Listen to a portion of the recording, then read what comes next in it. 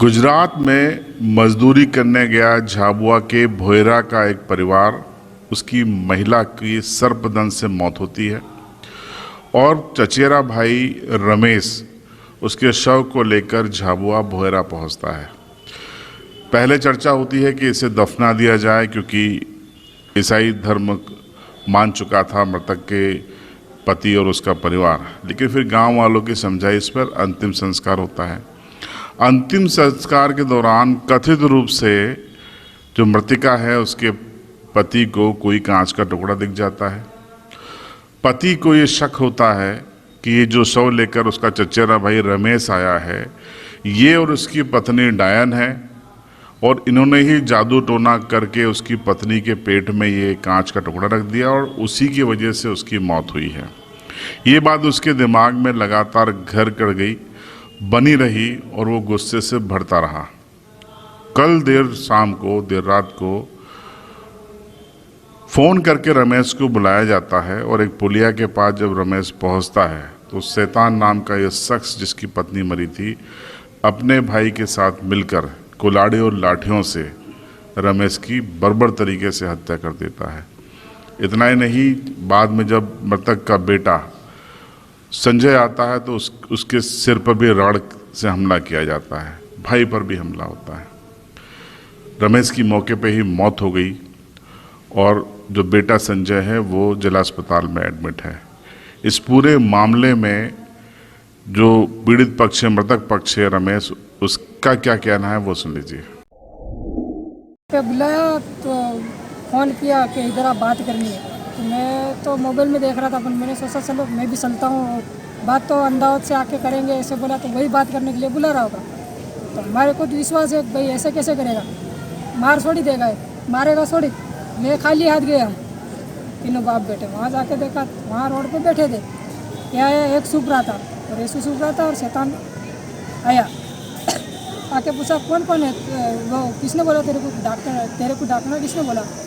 वो बोलता है मेरे को बहुत लोग बोल रहा, पर मैं तेरे मुँह की सुनना चाहता हूँ। इतने में उसने मारना चालू कर दिया और पीछे से आके उसने भी चालू कर दिया। फिर कुल्हाड़ी दे सुनी यहाँ लेके आए ना, उसके बाद उसको भाई सब अंतिम क्रिया हो गया।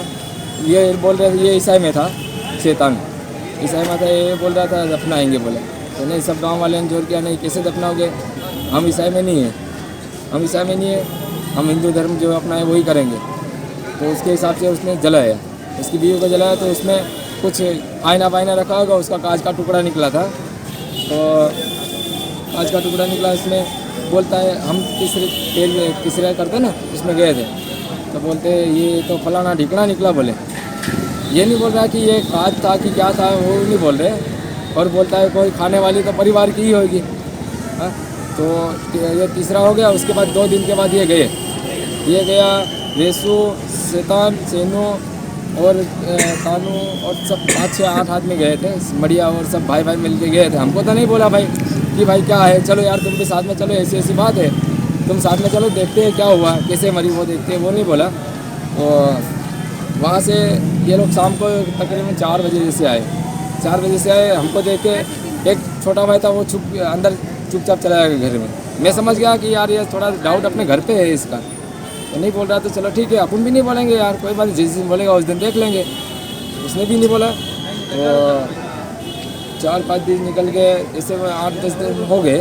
तो हम परसों नहाने गए थे, ये हेयर पंप आता है ना वहाँ पे, तो ये बड़े भाई मेरा है जो शांत हो गया, उसने मेरे को बोला कि कहाँ है भाई, कौन लगाया। मैं बोला यार मैं तो यहाँ नहाने चला आया हूँ 8 बजे से। तो ठीक है कोई बात नहीं, मैं क्या हुआ, तो बोलता है कुछ नहीं, मैं आ रहा हूँ उधर। चला मैं बोल आया, तो सामने मिला, तो उसने मेरे भाई ने इसको, ये जो उसका भाई था ना, उसको बोला कि यार तू उसको बुला लेना। किसने बोला था? मेरे बड़े भाई ने, रमेश ने, शैतान को तो यार यहाँ बुला ले। यार मैंने गांव में रहते वक्त मैं 4-5 आदमी के मुंह से बात सुन चुका हूँ कि यार तुम बात कर रहे हो कि कोई गाँव वाला। क्या बात सुनी? डाकन के, इसको डाकन बोला? हाँ, रमेश को और सुगना को। पुलिस ने इस मामले को गंभीरता से लिया और हरकत में आते हुए पुलिस ने मामले को दर्ज करने के बाद 2 आरोपियों को गिरफ्तार कर लिया है। इस संबंध में एसपी झाबुआ आशुतोष गुप्ता का क्या कहना है वो भी सुन लीजिए। ये कल शाम को करीब 7:30 बजे ये सूचना प्राप्त हुई थी कि जो फरियादी है संजय, वो अपने पिता और भाई के साथ में ये पुलिया के पास था। तभी ये आरोपी गण आए और इन्होंने कुल्हाड़ी से जो है मारकर इसकी हत्या कर दी। हत्या का कारण जो है सबसे पहले तो इसमें अपराध कायम किया गया और उसके बाद विवेचना जो है चालू की गई। हत्या का कारण ये पता चला कि आरोपी पक्ष को ऐसा लगता है कि जो फरियादी था और उसकी जो बीवी है, उसके कारण ही इसकी बीवी, जो कि गुजरात में मजदूरी करती थी, जिसके कि सांप के काटने से मृत्यु हो गई थी, उनके कारण इसकी मृत्यु हुई है। इसी को लेकर के ये रंजिश रखते थे और उन्होंने जो है इसकी हत्या कर दी।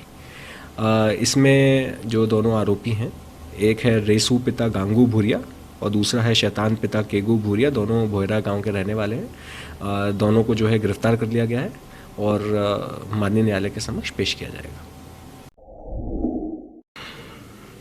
डायन या डाकना के नाम पर आदिवासी अंचल में हत्याएं और अपराध नई बात नहीं है, लेकिन नई बात यह है कि बीते कुछ सालों में डायन करार देकर अपराधों में कमी आई थी। लेकिन इस हत्याकांड ने एक बार फिर से साबित किया है कि अभी भी शिक्षा का अभाव झाबुआ के ग्रामीण अंचलों में अपराध की वजह बन रहा है।